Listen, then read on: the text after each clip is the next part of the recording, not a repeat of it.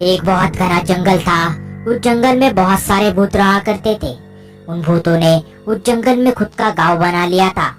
उसी जंगल में एक चुड़ैल भी रहा करती थी। वो चुड़ैल इंसानों का मांस बेचकर पैसे कमाती और उसी चुड़ैल के साथ एक राक्षस भी रहा करता था। ए चुड़ैल, ये मांस ताजा तो है ना? अरे हम दोनों ने इसे आज सुबह ही काटा है। ठीक है फिर मुझे इसके पैर का 1 किलो मांस दे दो। ऐसे ही वो चुड़ैल इंसानों का मांस बेचकर पैसे कमाती। एक रात उस जंगल में से एक बूढ़ी दादी जा रही होती है। उसका भाई जिसका नाम राजू था, उसकी तबीयत खराब हो गई थी। वो उस जंगल के दूसरी तरफ जो गांव था उसमें रहा करता था। उसे देखने के लिए वो बूढ़ी दादी जा रही होती है। तभी झाड़ियों में छुपे हुए राक्षस और चुड़ैल उसे देख लेते हैं। आज हमें बहुत जल्दी शिकार मिल गई। किसी गांव में भी जाने की जरूरत नहीं पड़ी। चलो इसे जल्दी से पकड़ लेते हैं। राक्षस और वो चुड़ैल उस बूढ़ी दादी को दोनों ओर से घेर लेते हैं। ए बूढ़ी, अब तू नहीं बच पाएगी। मुझे जाने दो, मेरे भाई की तबीयत बहुत खराब है। मुझे उससे मिलना है, मुझे जाने दो। पर वो दोनों उस बूढ़ी दादी की बात नहीं सुनते और उसे उठाकर ले जाते हैं। वो दोनों उस बूढ़ी दादी को घर ले आते हैं। इसे कमरे में बंद कर दो। हम इसे कल सुबह काटेंगे और फिर बेचेंगे। सुबह हो जाती है। राजू अपनी बहन का इंतजार कर रहा होता है। तभी उसकी पत्नी उससे कहती है, आपकी बहन कल आने वाली थी, फिर भी आई नहीं।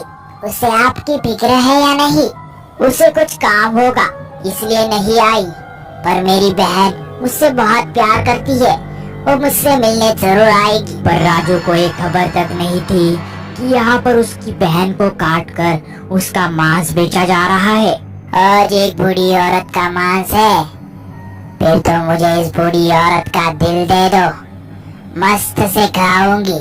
वो चुड़ैल पैसे देकर उसका दिल लेती है और वहाँ से निकल जाती है। 4-5 दिन हो जाते हैं। राजू बिल्कुल ठीक हो जाता है। तभी वहाँ पर राजू की पत्नी आ जाती है। वो बहुत ज्यादा घबराई हुई लग रही थी। ये देखिए, आपके बहन के पति का खत आया है।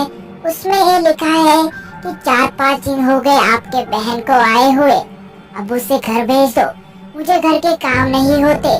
उसे जल्दी से घर भेज दो और आपकी तबीयत का ध्यान रखना। मेरी बहन यहाँ पर आई ही नहीं, फिर वो कहाँ गई होगी? आपकी बहन गलती से उस भूतों के गांव में तो नहीं गई होगी?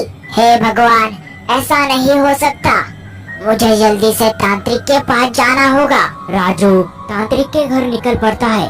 वहाँ जाकर वो सारी बातें तांत्रिक को बताता है। तुम्हारी बहन को मरे हुए 5 दिन हो चुके हैं और उसका मांस भी उन भूतों ने बेच दिया है। अब तुम्हारी बहन वापस नहीं आ सकती। हे भगवान, ये क्या हो गया? ना मैं बीमार होता, ना वो मुझसे मिलने आती और ना ही उसकी जान जाती। आप मुझे बताओ तांत्रिक जी, उन भूतों को कैसे मार सकते हैं? मैं अपनी बहन के मौत का बदला लेकर रहूंगा। उन भूतों को मारा जा सकता है। मेरे साथ आओ, मैं तुम्हें कुछ दिखाता हूँ। ये देखो, ये बहुत पवित्र धूप के गोले हैं।